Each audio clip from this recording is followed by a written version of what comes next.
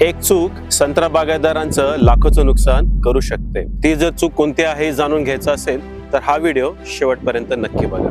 नमस्कार, मी Mahesh More, Krishna valley agritech पुण्यावरून। संत्र्याला फ्लॉवरिंगच्या पिरियड मध्ये खूप ऊर्जेची गरज असते आणि ती ऊर्जा जर कमी पडली तर त्याचा परिणाम झाडामध्ये एनर्जी ट्रान्सफर होत नाही, झाडांच्या मुळांच्या वाढीवरती याचा विपरीत परिणाम होतो आणि त्याच्यामुळे अन्नद्रव्यांची कमतरता पण होते।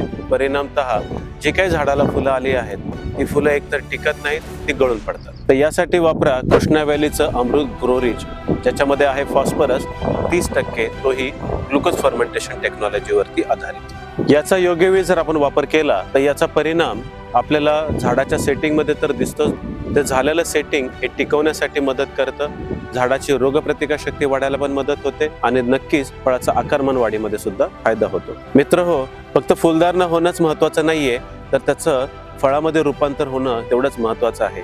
तर आजच कृष्णा व्हॅलीचं अमृत ग्रो रिच वापरा आणि आपल्या संत्रा पिकाला भविष्यामध्ये भरघोस उत्पादन घेण्यासाठी मदत करा।